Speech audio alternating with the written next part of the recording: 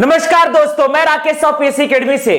आज हम मध्यकालीन छत्तीसगढ़ के इतिहास में कलचुरी वंश के अंतर्गत डिस्कस करने जा रहे हैं। कलचुरी वंश की प्रशासनिक व्यवस्था अर्थात कलचुरी कालीन शासन प्रशासन। ध्यान दीजिएगा, आज हम डिस्कस करने जा रहे हैं कलचुरी कालीन शासन प्रशासन।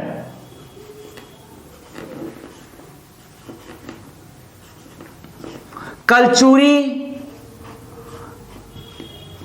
कालीन शासन व प्रशासन,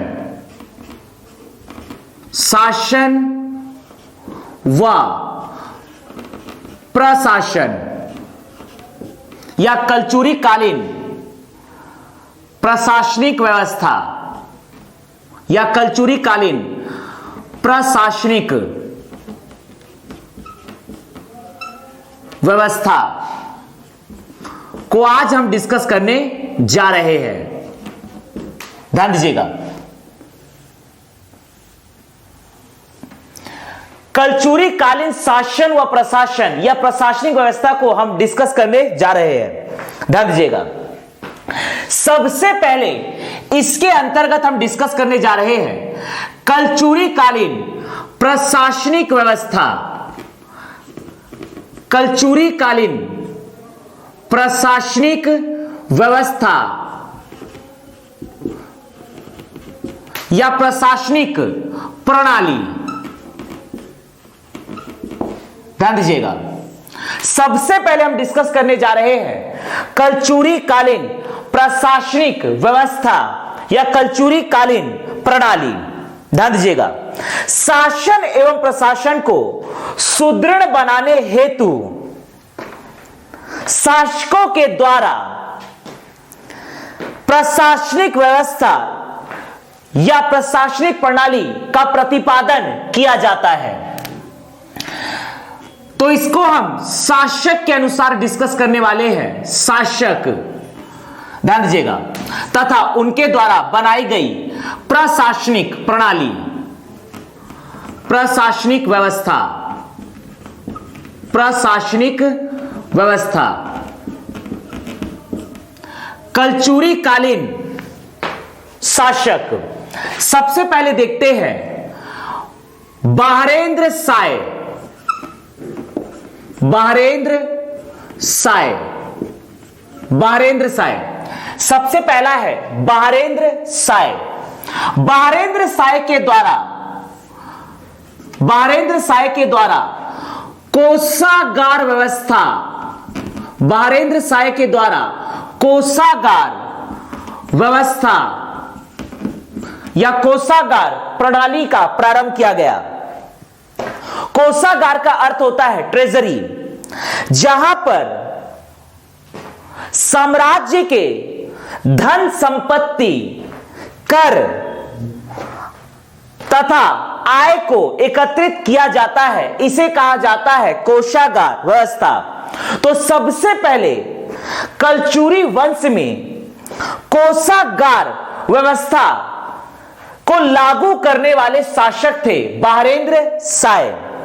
बहरेंद्र साय के द्वारा छत्तीसगढ़ में कोषागार व्यवस्था का प्रतिपादन किया गया और इसी के तहत बहरेंद्र साय ने अपनी राजधानी छुरी कोसगई में कोषागार व्यवस्था के तहत बनाया था कोषागार। ध्यान दीजिएगा, बहरेंद्र साय ने इसी के तहत, इस समय बहरेंद्र साय की राजधानी थी कोरबा जिले में छुरी कोसगई। छुरी कोसगई, तो छुरी कोसगई में बहरेंद्र साय ने कोषागार व्यवस्था के तहत कोषागार की स्थापना किया, जिसमें शासन की समस्त आय धन संपत्ति को एकत्रित किया जाता था। प्रशासनिक व्यवस्था में अगला हम डिस्कस करने जा रहे हैं कल्याण साय। बहरेंद्र साय के बाद अगले शासक कल्याण साय। कल्याण साय, ध्यान दीजिएगा, कल्याण साय। जिस प्रकार से भारतवर्ष में शासन एवं प्रशासन को सुदृढ़ बनाने हेतु महान सम्राट अकबर ने मनसबदार व्यवस्था का प्रतिपादन किया था, इसी प्रकार छत्तीसगढ़ में शासन एवं प्रशासन को सुदृढ़ बनाने हेतु कल्याण साय के द्वारा अकबर के मनसबदार व्यवस्था के तर्ज पर छत्तीसगढ़ में जमाबंदी व्यवस्था का प्रतिपादन किया गया। जमाबंदी व्यवस्था या जमाबंदी प्रणाली का प्रतिपादन किया गया। तो इनके द्वारा जमाबंदी व्यवस्था या जमाबंदी प्रणाली का प्रतिपादन किया गया। इस बात की जानकारी प्राप्त होती है कल्याण साय की राजस्व पुस्तिका से। इस बात की जानकारी प्राप्त होती है कल्याण साय की राजस्व पुस्तिका से। कल्याण साय की राजस्व पुस्तिका से ध्यान दीजिएगा। इन सभी बातों को, जमाबंदी व्यवस्था से संबंधित सभी बातों को कल्याण साय ने अपनी राजस्व पुस्तिका में उत्कीर्ण करवाया है। तो कल्याण साय की राजस्व पुस्तिका से हमें इस बात की जानकारी प्राप्त होती है कि कल्याण साय ने अकबर के मनसबदार व्यवस्था के तर्ज पर छत्तीसगढ़ में शासन एवं प्रशासन को सुदृढ़ बनाने हेतु जमाबंदी व्यवस्था का प्रतिपादन किया। ध्यान दीजिएगा, जमाबंदी व्यवस्था, कल्याण साय की जमाबंदी व्यवस्था, इसको हम डिस्कस करते हैं। कल्याण साय की जमाबंदी व्यवस्था, ध्यान दीजिएगा, कल्याण साय की जमाबंदी व्यवस्था, कल्याण साय की जमाबंदी व्यवस्था, कल्याण साय की जमाबंदी व्यवस्था। ध्यान दीजिएगा, अकबर के मनसबदार व्यवस्था के तर्ज पर कल्याण साय ने छत्तीसगढ़ के शासन एवं प्रशासन को सुदृढ़ बनाने हेतु जमाबंदी व्यवस्था का प्रतिपादन किया। अकबर के मनसबदार व्यवस्था के तर्ज पर, व्यवस्था के तर्ज पर कल्याण साय ने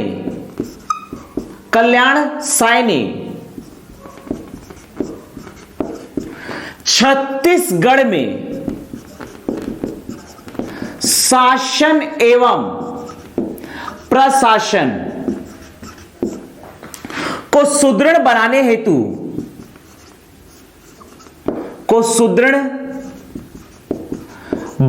हेतु जमाबंदी व्यवस्था या जमाबंदी प्रणाली, जमाबंदी व्यवस्था का प्रतिपादन किया। ध्यान दीजिएगा, जमाबंदी व्यवस्था को हम समझते हैं। जमाबंदी व्यवस्था के तर्ज पर संपूर्ण मंडल अर्थात साम्राज्य को 3 भागों में विभाजित किया गया। जमाबंदी व्यवस्था या प्रणाली के आधार पर संपूर्ण साम्राज्य अर्थात मंडल को 3 भागों में विभक्त किया गया। 3 भागों में विभक्त किया गया।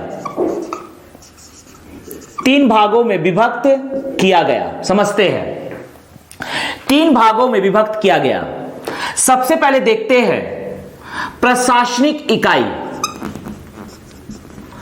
प्रशासनिक इकाई, जमाबंदी व्यवस्था के अंतर्गत प्रशासनिक इकाई में सबसे पहले आता है मंडल। मंडल का अर्थ होता है राजा का देश, राजा का राज्य क्षेत्र, राजा का साम्राज्य। मंडल अर्थात शासक का संपूर्ण साम्राज्य। मंडल को विभक्त किया गया गढ़ में, गढ़ को विभक्त किया गया बरहा में, और बरहा को विभक्त किया गया गांव में। ध्यान दीजिएगा, इस प्रकार से इनके मुखिया या प्रधान या प्रमुख, ध्यान दीजिएगा, मंडल का मुखिया या प्रधान होता है महामंडलेश्वर। मंडल का मुखिया होता है महामंडलेश्वर अर्थात शासक राजा। गढ़ का प्रमुख होता है गढ़पति या दीवान। बरहा का मुखिया दाऊ, गांव का मुखिया गोटिया। ध्यान दीजिएगा, मंडल या साम्राज्य का मुखिया होगा शासक महामंडलेश्वर, महामंडलेश्वर अर्थात शासक राजा। गढ़ का मुखिया है, गढ़ का मुखिया दीवान या गढ़पति, गढ़पति। बरहा का मुखिया दाऊ, बरहा का मुखिया दाऊ। गांव का मुखिया गोटिया। तो इस प्रकार से कल्याण साय की जमाबंदी व्यवस्था के आधार पर सबसे बड़ी प्रशासनिक इकाई है मंडल, सबसे बड़ी प्रशासनिक इकाई मंडल, और सबसे छोटी प्रशासनिक इकाई है गांव। गांव है सबसे छोटी प्रशासनिक इकाई, गांव है सबसे छोटी प्रशासनिक इकाई। ध्यान दीजिएगा, 12 गांव बराबर होगा एक बरहा। ध्यान दीजिएगा, यदि इसका हम मापन पे ध्यान देते हैं, यदि इसके हम मापन पे ध्यान देते हैं तो 12 गांव बराबर होगा एक बरहा। 12 गांव बराबर एक बरहा। ध्यान दीजिएगा, 12 गांव बराबर एक बरहा। 12 गांव बराबर एक बरहा। 12 गांव बराबर है एक बरहा के, और 7 बरहा को मिलाकर बनेगा एक गढ़। 7 बरहा बराबर है एक गढ़, 7 बरहा बराबर है एक गढ़, और 36 गढ़ को मिलाकर बनेगा, 36 गढ़ों को मिलाकर बनेगा एक साम्राज्य, एक मंडल। 36 गढ़ों को मिलाकर बनेगा मंडल अर्थात राजा का संपूर्ण साम्राज्य। तो इस प्रकार से प्रशासन की सबसे छोटी इकाई है गांव, और प्रशासन की सबसे बड़ी इकाई है मंडल। प्रशासन की सबसे बड़ी इकाई मंडल, और प्रशासन की सबसे छोटी इकाई, प्रशासन की सबसे छोटी इकाई यह कहलाएगा गांव। तो इस प्रकार से कल्याण साय की जमाबंदी व्यवस्था के तर्ज पर मंडल को 3 इकाइयों में विभक्त किया गया, गढ़, बरहा और गांव। अकबर के मनसबदार व्यवस्था के तर्ज पर कल्याण साय ने छत्तीसगढ़ में शासन एवं प्रशासन को सुदृढ़ बनाने हेतु जमाबंदी व्यवस्था का प्रतिपादन किया। जमाबंदी व्यवस्था के आधार पर संपूर्ण साम्राज्य को 3 भागों में विभक्त किया गया। मंडल अर्थात साम्राज्य को विभक्त किया गया गढ़, बरहा, गांव। गांव का मुखिया गोटिया, बरहा का मुखिया दाऊ, गढ़ का मुखिया दीवान या गढ़पति, मंडल का मुखिया महामंडलेश्वर या शासक या राजा। गांव है प्रशासन की सबसे छोटी इकाई। 12 गांव को मिलाकर एक बरहा बनेगा, और 7 बरहा को मिलाकर एक गढ़ बनेगा, और इसी प्रकार से 36 गढ़ों को मिलाकर बनेगा एक मंडल अर्थात राजा का संपूर्ण साम्राज्य। अगला शासक हम डिस्कस करने जा रहे हैं बहारेंद्र शाह कल्याण शाह के बाद अगले शासक है, ध्यान दीजिएगा, अगले शासक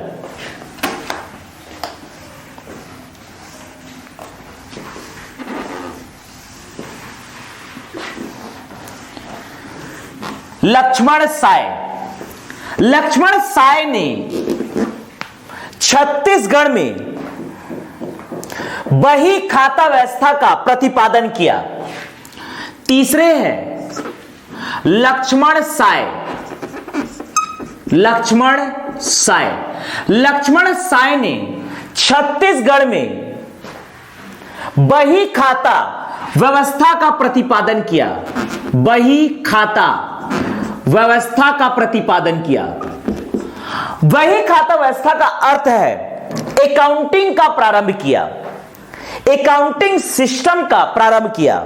इसका अर्थ यह है कि साम्राज्य को कितना आय प्रतिवर्ष प्राप्त हो रहा है तथा जनता के कल्याण तथा साम्राज्य में कुल कितना व्यय हो रहा है, अर्थात आय का लेखा जोखा का लिखना प्रारंभ किया गया।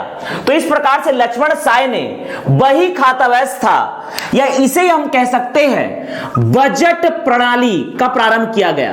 बजट प्रणाली या हम कह सकते हैं लेखा जोखा प्रणाली। लेखा जोखा प्रणाली या हम कह सकते हैं आय व्यय विवरण प्रणाली।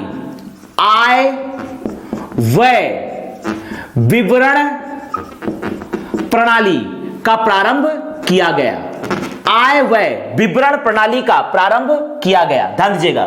तो लक्ष्मण साय के द्वारा अकाउंटिंग सिस्टम का प्रारंभ किया गया, बही खाता व्यवस्था का प्रारंभ किया गया, बजट प्रणाली, लेखा जोखा प्रणाली या आय व्यय विवरण प्रणाली का प्रारंभ किया गया, ध्यान दीजिएगा। कलचुरी कालीन शासन और प्रशासन या प्रशासनिक व्यवस्था में सबसे पहले हम डिस्कस करने जा रहे हैं प्रशासनिक व्यवस्था। बहारेंद्र शाह के द्वारा छत्तीसगढ़ में कोषागार व्यवस्था का प्रतिपादन किया गया। कल्याण शाह के द्वारा जमाबंदी व्यवस्था का प्रतिपादन किया गया। इस बात की जानकारी प्राप्त होती है कल्याण शाह की राजस्व पुस्तिका से। तथा लक्ष्मण शाह के द्वारा छत्तीसगढ़ में बही खाता व्यवस्था अर्थात बजट प्रणाली, लेखा जोखा प्रणाली या आय व्यय विवरण प्रणाली का प्रतिपादन किया गया। 1868 में बिलासपुर के प्रथम बंदोबस्त अधिकारी मिस्टर चिस्म के द्वारा कल्याण शाह की राजस्व पुस्तिका में वर्णित जमाबंदी व्यवस्था के आधार पर छत्तीसगढ़ को 36 गढ़ों में विभक्त किया गया। बिलासपुर के प्रथम बंदोबस्त अधिकारी, बिलासपुर के प्रथम अंग्रेज बंदोबस्त अधिकारी मिस्टर चिस्म के द्वारा 1868 में कल्याण शाह की राजस्व पुस्तिका में वर्णित जमाबंदी व्यवस्था के तर्ज पर छत्तीसगढ़ को 36 गढ़ों में विभक्त किया गया। तो इस प्रकार से इसी कल्याण शाह की राजस्व पुस्तिका में वर्णित जमाबंदी व्यवस्था के तर्ज पर छत्तीसगढ़ को 36 गढ़ों में विभक्त किया गया मिस्टर चिस्म के द्वारा। मिस्टर चिस्म के द्वारा, ध्यान दीजिएगा।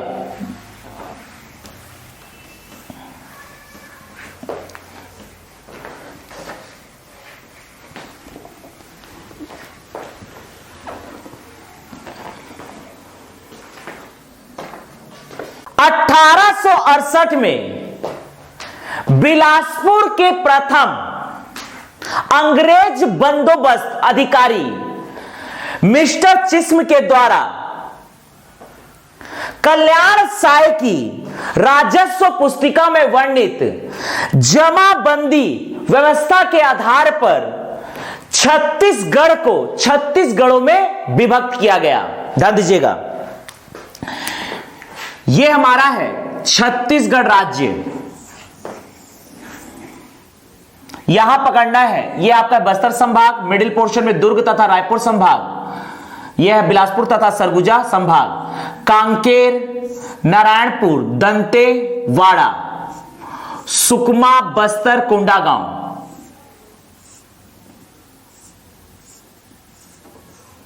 ध्यान दीजिएगा,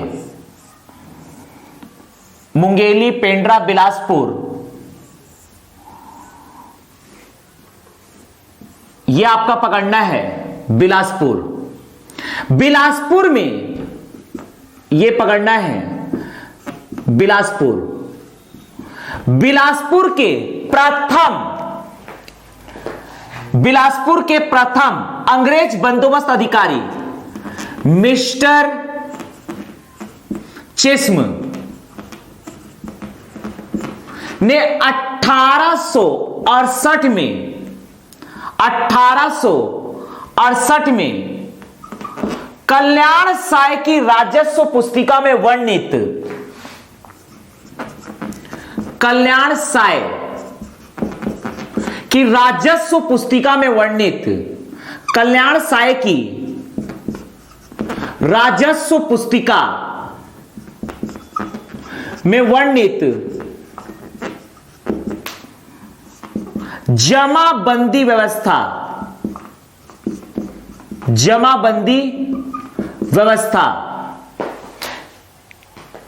के आधार पर छत्तीसगढ़ को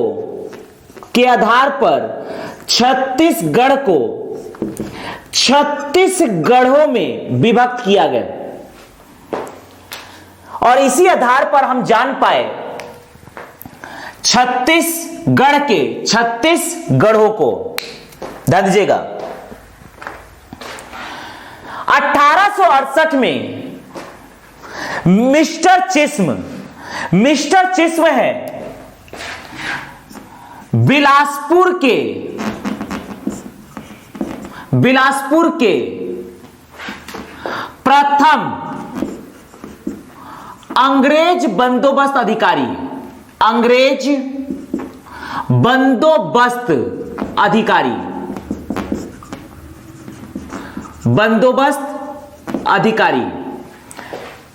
1868 में बिलासपुर के प्रथम अंग्रेज बंदोबस्त अधिकारी मिस्टर चिस्म के द्वारा कल्याण साय की राजस्व पुस्तिका में वर्णित जमाबंदी व्यवस्था के तर्ज पर छत्तीसगढ़ को 36 गढ़ों में विभक्त किया गया और 36 गढ़ों की खोज की गई। आगे हम कलचुरी कालीन शासन प्रशासन के अंतर्गत डिस्कस करने जा रहे हैं।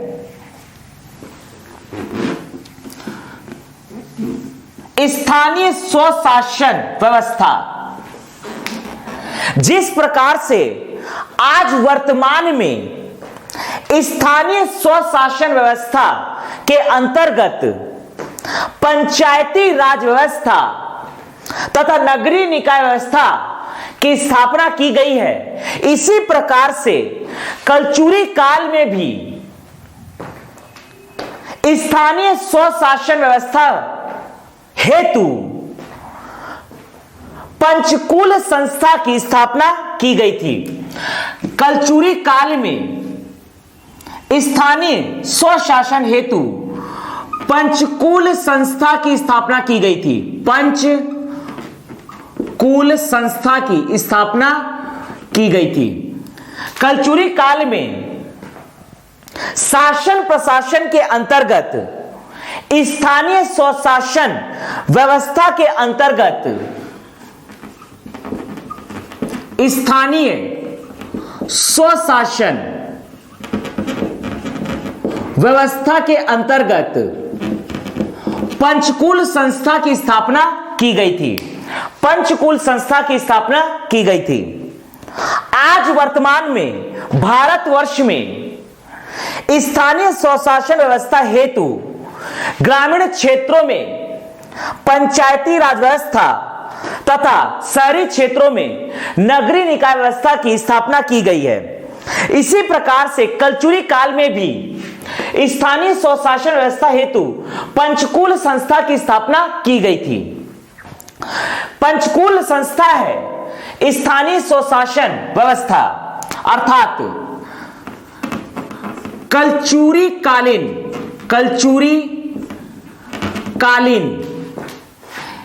स्थानीय स्वशासन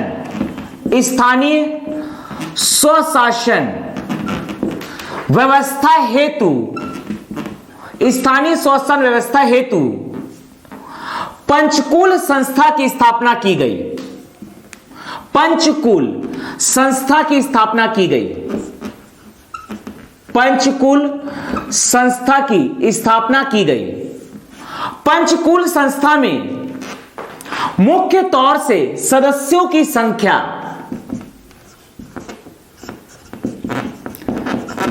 पंचकूल संस्था में सदस्यों की संख्या 5 होती थी। ध्यान दीजिएगा, पंचकूल संस्था के